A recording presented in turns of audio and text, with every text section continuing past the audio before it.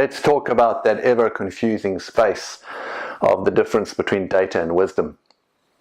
Now, this is my own perception, mixed over years of endless debates. I always find it quite humorous that whenever I log on to one of the standards bodies I get involved with, there's some ambitious young individual who comes on board and is pretty excited about the difference between data and information. I used to be there. I was one of those. And basically, lights a fire which lasts for the next 6 months, and then everything quietens down for a while, and then same thing happens the year afterwards. But it shows you that there is a lot of discussion around the definitions of things, and I thought it prudent for us to understand what these things are, because what we're doing is we're collecting data, and then we're trying to extract insights, and then we're trying to learn from those in some way so that we can become wiser. So what do all these things mean, and what does information mean in relation to data and those types of things? So let's take a quick look at all of them, and perhaps we can work through a little bit of an example as well. All right, so let's start with data. All right, now data is my lowest level that I actually want to work with. Let's color code these, and data has to deal with what? And I might say I drive a car, a vehicle, or time, or something like that. Those nouns that you see in sentences are actually your data components, and then they're wrapped in information, they're wrapped in knowledge, and they're wrapped in wisdom. So every sentence you write, depending upon how wise you are, of course, either contains a whole bunch of information. If you're a little smarter, it contains a little bit of your knowledge that's wrapped into that sentence. And if you're even smarter, it contains some of your wisdom that you would have learned after years and years and years of practice.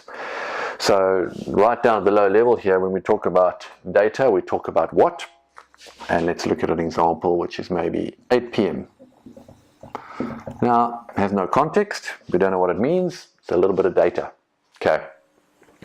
Now, when we move to information, all right, it's important to remember that information is data in context, which means that when it comes to information, I have the who, the when, and the where that I'm concerned with. Okay? So what that means in light of our 8 p.m. is we can say that this is the time for news on channel, 9. Okay, so we've added a little bit of context to it. So 8 p.m. is just a random data bit. Now we've got a time for news on channel 9.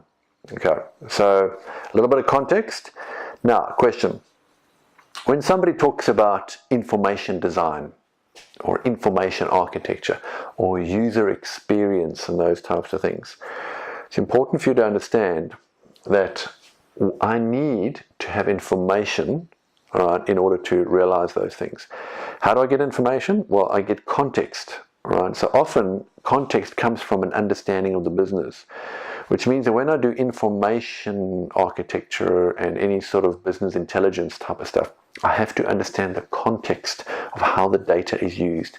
That's why I've got who, when, and where. Process-related stuff to a certain extent. Okay. Now, what's the next step? Knowledge. So now, when we talk about knowledge, we're really focusing on the how. In other words, how do I actually execute against something? So there's some rules that I can learn over time. All right. This is the application of information. It's the principles that I can learn, ideas that I focus on, all of those types of things actually now come into the knowledge space.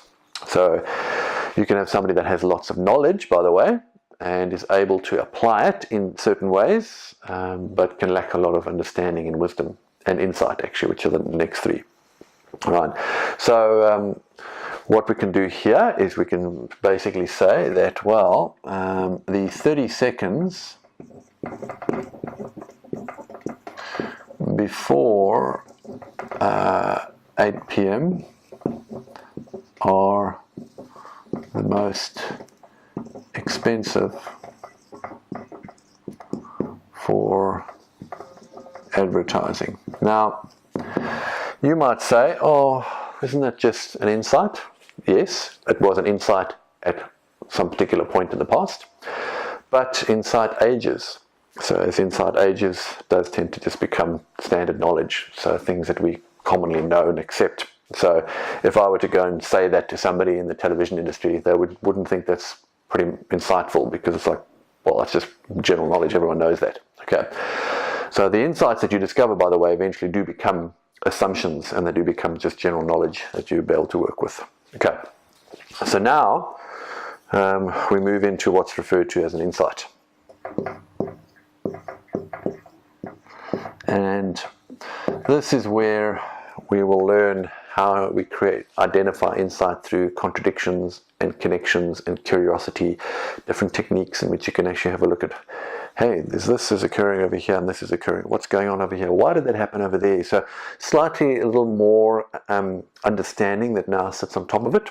So we've kind of moved away from the who, what, why, when, up into the space now, and we're into more the insight area, in which it's now just trying to look at, okay, well, if I merge all of these together, if I take the who and the how and I bolt these together, is there something that I can actually get from that? So now what we do is I might take, all right, a who, and I might take how, and I'm trying to find, is there anything that sits in the middle of that?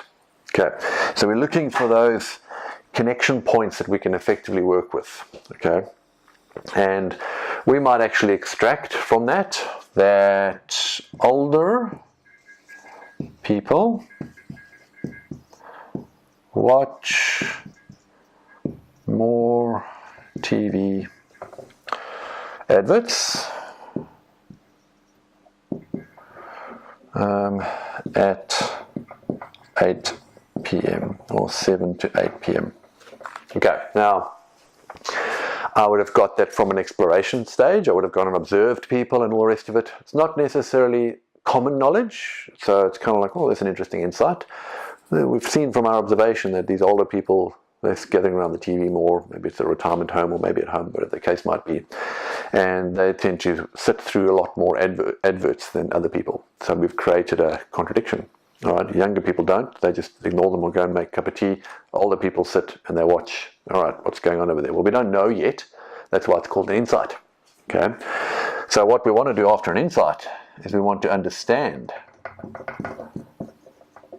Okay, and what we're doing with the understand bit is we're taking this little insight and we're trying to get a little more appreciation of why. Okay, so I'm going to write y here even though we've done it. So I'm going to go y squared. And what exactly is going on over there within our age community? So why are they watching television? Is it because, or adverts before television, is it because they actually are interested? Okay. Is it because it reminds them of some time?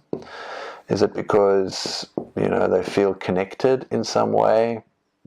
All right, so you can clearly see that hopefully we would have had an answer to this during the discovery stage. Okay, so we would have, through the insights and through using 2x2 graphs, which you'll learn about later, you'll actually begin to get a little more understanding. And then finally, right up at the top, this is called the DIKW pyramid, just in case you're wondering. All right, we'll have, not knowledge, we'll have wisdom. And really all that this is it's applied knowledge. Okay, but I'm going to say this, it's applied that. So I apply knowledge, I apply insight, and I apply understanding. Things that I do over time to frame the way I think. So, for example, this might say TV. I might, over time, have learned that TV numbs your brain. I don't know. I do believe that. I believe it's an electronic income reducer. All right. So, TV numbs the brain. Okay. Makes the brain lazy. Helps me escape reality, but leaves me with an emotion afterwards of depression because I'm back in reality. Lots of studies done for this, by the way. Not my own personal opinion, of course. Now, so you can see, as we work through the cycle, there's a whole hierarchy that we would want to be able to work with. But hopefully that's just giving you a quick little summary of the differences between those terms. I've also attached a little diagram which kind of talks the difference between, or creates a little bit of a visual for you from data, information, knowledge, and wisdom. So hopefully that can settle in your mind. So when you're talking about data and information, knowledge and wisdom, hopefully this will help you have those conversations with a little more wisdom. Catch you later.